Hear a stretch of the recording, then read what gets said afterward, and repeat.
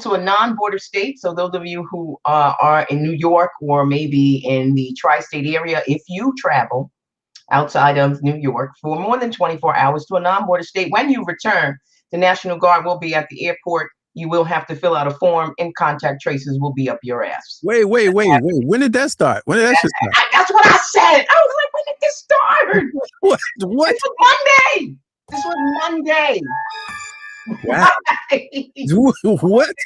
And you ain't walking up. You just getting your bags. No, get your bags. You can't even get to baggage claim. You have to sign. You have to show that you have filled out the proper form, and you got a confirmation saying whether or not you have to quarantine. You have to show that to the National Guard to get out, to get to baggage claim.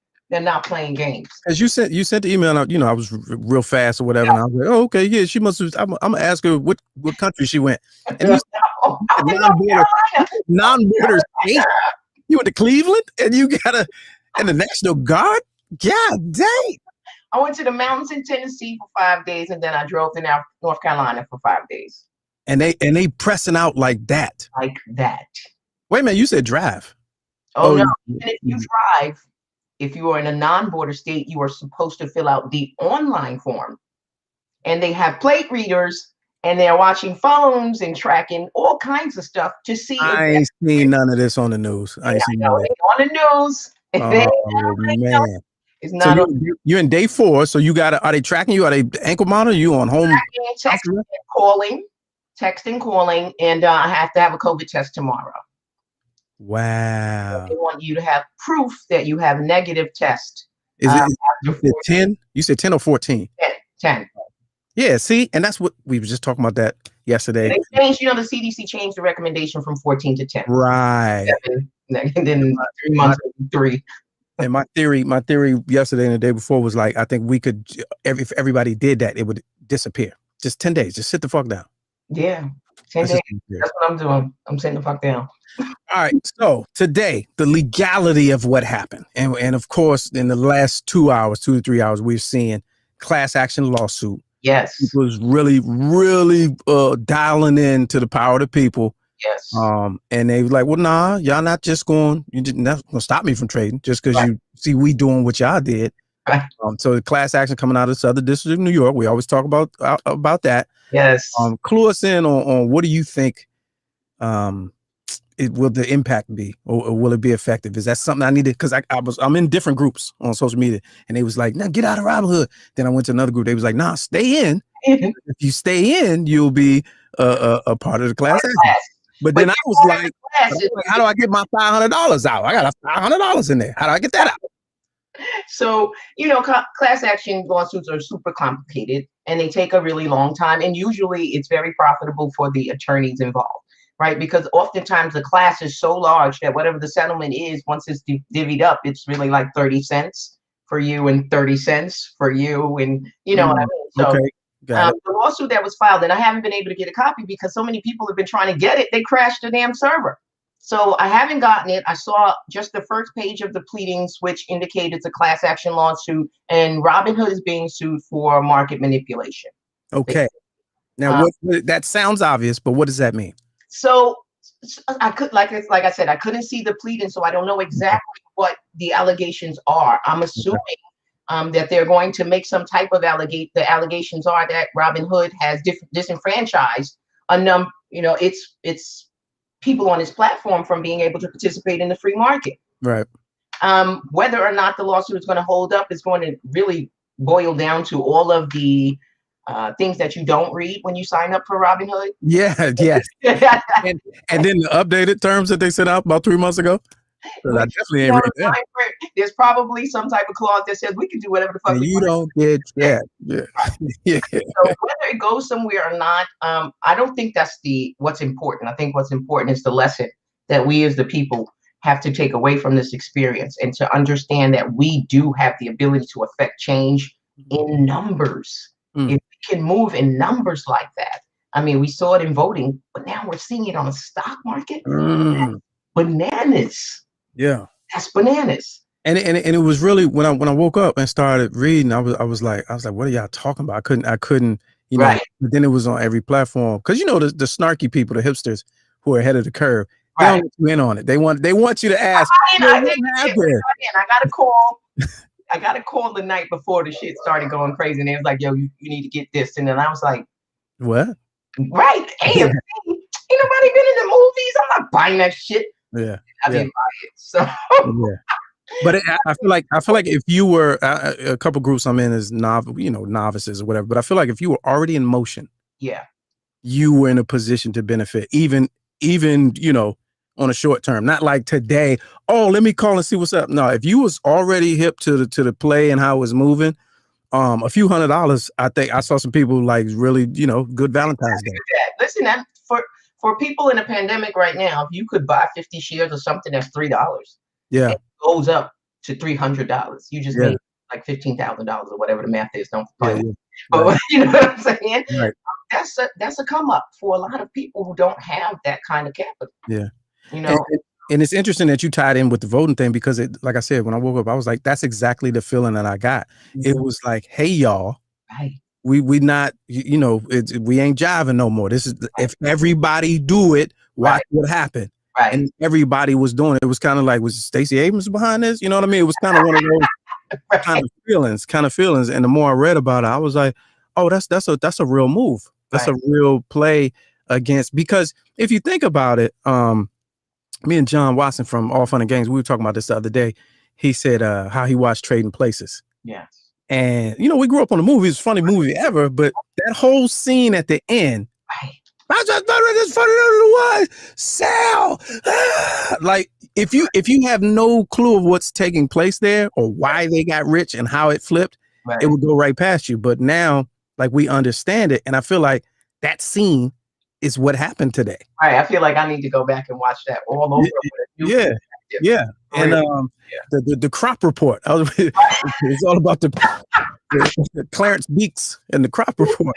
But just to see the people really do what, and the point I was going to make, these big time, like, they know the game. Stock market has always been off limits to us. Like, this kudos to this young generation who are like, oh no, we in here. They're fearless. That wasn't a thing for us to do. No. You had to have money to do that. And they kept it from us for so long, or at least presented the illusion that we couldn't get to it. Right. To see it happen today in that fashion, where we just did to y'all what y'all been doing to the economy for the last 100, however the stock market has been up. Yeah. And now you call it manipulation because it happened to you. Right. And it's not fair. Yeah. And now they talking about we may need a bailout because you went bankrupt. What? So now we got to pay you back? Yeah. And now then I got to pay you back for the money you lost. Trying to beat me. Right. My fear is that there are going to be people who think that it's time to buy now. Okay. And it's not. Right. It's not necessarily the time to buy now. You do not want to buy GameStop at $400 a share. Right. Well, no, you know what I mean? Like, but if you just woke up and you're like, oh shit, GameStop is popping, let me get a couple of shares of that. You might be taking a risk there. Yeah. It's best always to just watch the charts, watch what's happening, join a group or two. I'm in Stocks and Stilettos and some other groups that are geared to Black women, and whatever your niche is, find people who can help you get a better understanding of that. Because it's intimidating for us. We keep our money under mattresses. You're right. You know what I mean? That's our legacy. We're not. And then to most point, Robinhood, like I hope maybe somebody that works there is watching. The audacity. Like, how dare you? Because most, and the question Haynes in the peanut gallery, he asked earlier, was this a Black thing? And I was like, not necessarily, but a lot of people that I know are investing now because they got the time from quarantine. They studied up, and now they've got a little money to play with, and so a lot of Black people did come up. Yeah, because they got access now. Before, it was, the stock market was this far away thing. Yeah. You needed to have a broker. I don't know where to get a broker from. Like, how do you do that? And so to that point, me as a novice, over the summer, I'm asking, they like, yo, Fidelity, is you do, but to start Robinhood. Everybody was like, Robinhood is a good place to start for the new investor because of the user interface. Friendly, Yeah, the layout is a little easier to understand. So for y'all to be the one knowing that that's where the most of us are. Yes. The newbies. Mm-hmm. For y'all to be the one to be like, oh, y'all doing too much. We just got to stop. So settle down. Yeah, settle down. Shame on you. Shame on you. Shame. I was thoroughly pissed. I sold everything I had on Robin. I just because I just was so angry. Like, I don't want the app anymore. I don't want to support the app. When did you do that? When did you do that? I sold everything today. I sold everything I had on Robin. Wow. Okay. How does it? No, you should have. Yeah, I could have waited and I wanted to make a point. Like, I know Robin about with the stocks that she had, but I felt like if enough people felt like I did and were disgusted by what Robinhood did, and just, then maybe other apps would not follow suit. They need to see that we are not going to stand for this shit. And so that's why I'm about to delete that app. All right, so switching gears. Against the law, Ike Speaks is with us. Impeachment. Oh gosh. Impeachment. Is it is or is it ain't? Or did this sidetrack? Because they're good for them distractions. Yeah, it's a whole distraction and a complete waste of our time and resources. Because the goal of impeachment is to remove someone from office. Yeah, right. That's what it's so weird just even hearing the conversation. I'm like, what are y'all even fighting over? Like, what are you doing? What are you doing? You trying to make a point? What's the point? That you can indict someone and have them acquitted at trial? Because that's essentially what's happening. In impeachment, if you equate a criminal case to what's happening in Congress, right? And impeachment is sort of that stage where we just present enough evidence to show that a crime has been committed and this is the person who committed it, right? We don't have to show you evidence or prove anything. It's a very low standard. Same thing with the House. So it doesn't take much for you to get an impeachment. But that conviction, that evidence, that proof beyond a reasonable doubt, that's not happening. They knew they didn't have the numbers for that, right? Because you need 2/3. You're going to need 67 senators to vote to convict. We got 50 Democrats on deck and only 5 Republicans who have said that they will. Right. So there's 45 other Republicans who are like, yeah, no, you don't even have jurisdiction. Their argument, and they get to make this argument. We don't have to even decide the merits of whether or not Donald Trump actually incited a riot. The Senate doesn't have jurisdiction over a former president or a private citizen. It's very specific. Right. This is about presidents, vice presidents, and civil officers. That's it. Doesn't say former anything, right? And so, there's precedent. There's precedents. There was back in 18 Bubba Fuck. There was a guy who, after he left office, they started to impeach him, and he went and resigned. So they continued with the impeachment. He was acquitted in the Senate. There is no precedent for a former president being impeached. And here's the kicker. Everybody, well, if they impeach him, they could keep him from running again. No, they cannot. Okay, so let me explain this. In order for the Senate to vote for him to not be allowed to run again on a simple majority, they have to meet the condition precedent, right? Some shit has to come first, and that's a conviction. Because the statute of the Constitution says it's read in the conjunctive, not disjunctive. There is a and there, A-N-D, right? That small little word for those of us who love statutory interpretation, are whole nerds about this shit. We love to be able to say, you have to read those clauses together. Okay. Right? And if we look at Article 2, when it talks about impeachment, it is talking about conviction and removal. It doesn't say conviction or removal. You cannot have a removal proceeding if you don't first have a conviction. How can you say, oh, wait, he was acquitted, but we still want him removed? That's not how it works. And what are you removing if he's out of office? He's already out of the office. So, I think what the goal was they thought that enough Republicans would be outraged that they would be able to get a conviction, right? They only need 67. We can get 17 more people, 17 for you, Bob Marley. Well, I'm on my new Jack City shit today. Yeah. If we could get 17 of you to go along with us, then we can get him impeached. We only need a simple majority, right? We only need 51 to keep him from running again, ever. but they don't have the numbers. So we can't get there. They don't even have 51? They got 51, but you don't Right. get to 51 until you get to 67. You Got to do 67 first. 67 is the condition preceding. That's the condition that has to happen first. He has to be convicted. That's like saying to a guy, listen, I know you was acquitted, but I'm going to need you to do this 5 out of 10. What the fuck? Wait, what? I'm not about to go to jail. So the question is, what about the benefits? Like, is there any way to strip him of benefits, even if this process falls on his face? No. No. He has to be convicted. Think about this in terms of you. If you were charged with a crime, you think you should be punished if you're not convicted? No, absolutely not. I mean, we got to remove our emotion from this, because if we all want Trump to be convicted, yeah. I hate him, right? But I can't be emotional about this. And he's already set up the office of the former president. Like, what are you doing? He doesn't give a fuck about nothing. He's the office of the former president, has secretaries, letterhead. He don't give a shit. And talking about starting another party. Well, yeah, I saw that too. Right, the Patriot Party or the MAGA Party or whatever they're going to call it. Yeah. Now, another political party, that's not a hard thing to do. Like, he really could pull that off, because they had the bread and pickles party on the goddamn ballot this time. And I went to their website, and there's like 3 Amish people. How did y'all even, like, what is the process to do that? Petition. If it's that easy, and we stay talking about we need our own party, how come we ain't done that yet? If it's that easy. The Black people don't have no unity. Let's not pretend.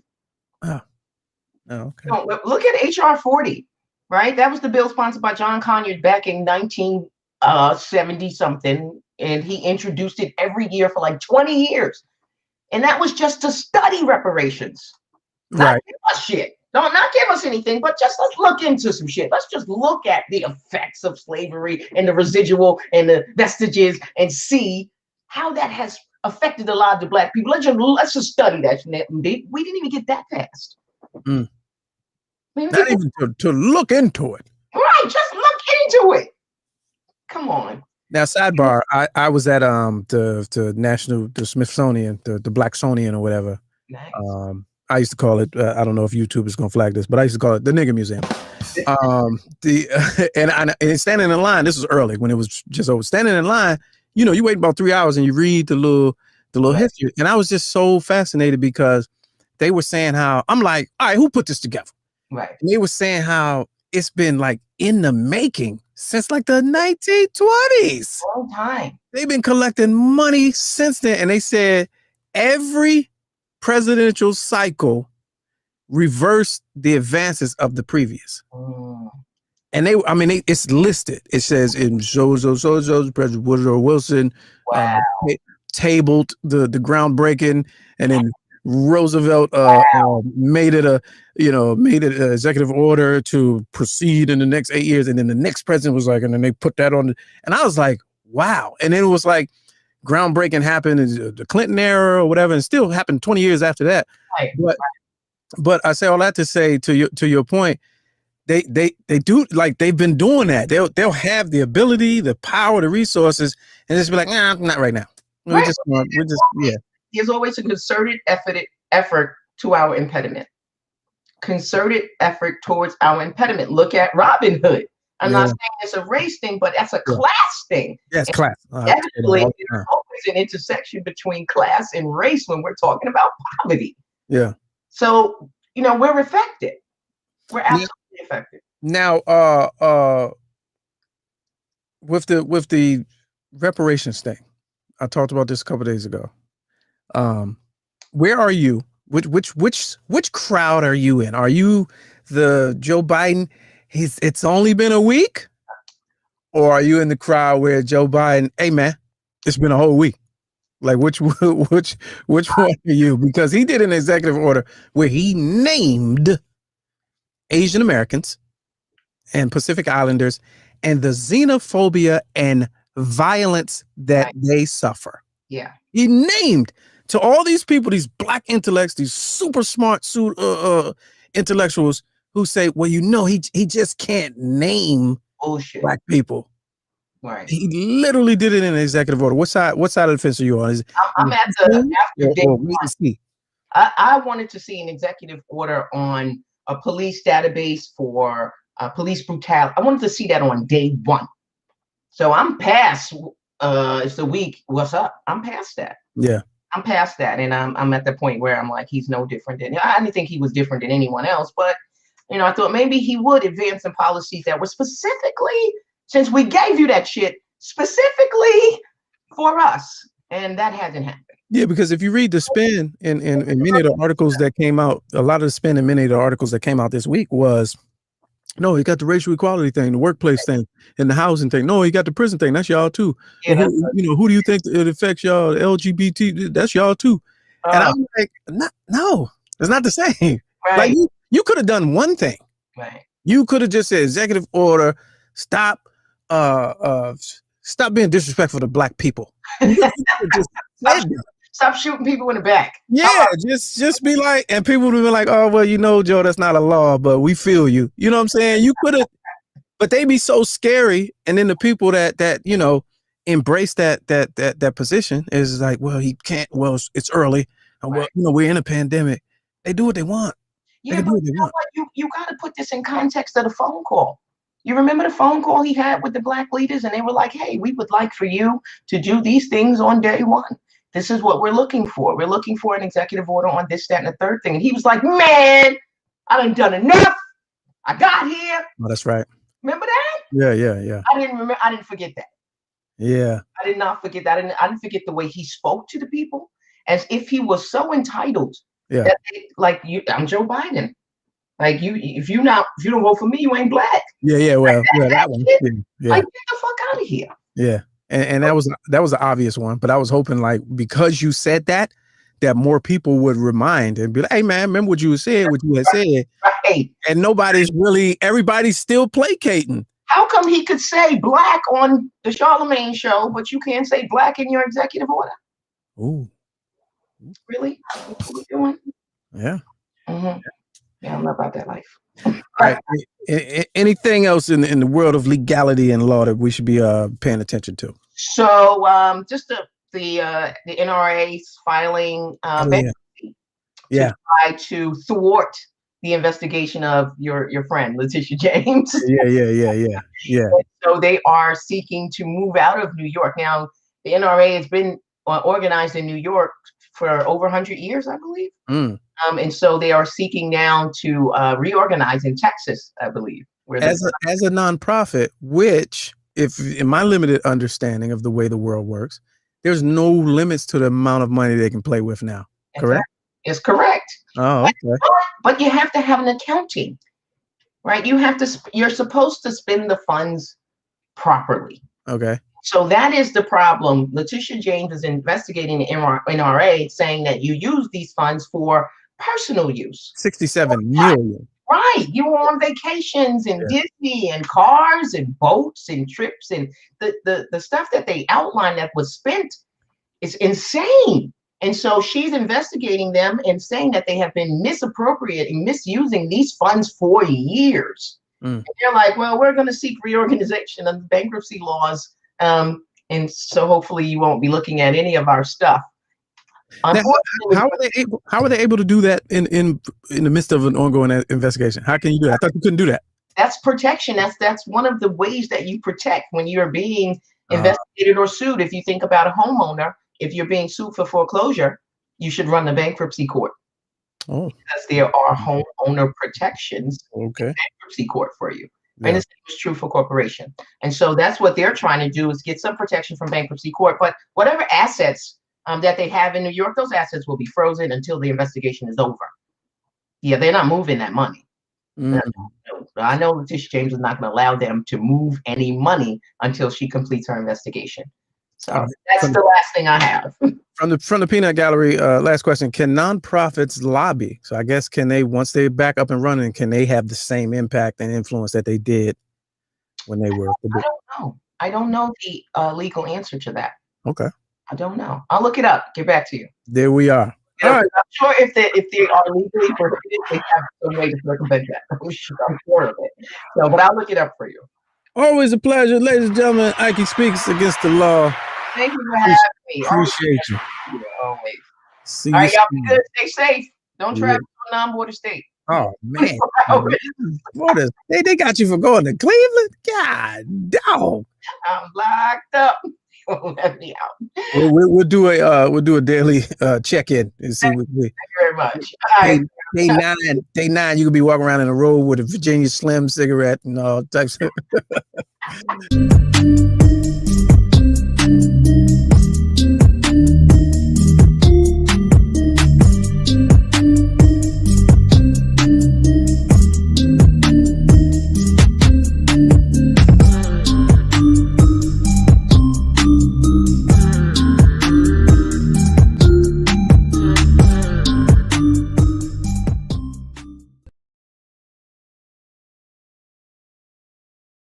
I don't care if it is a closet. You still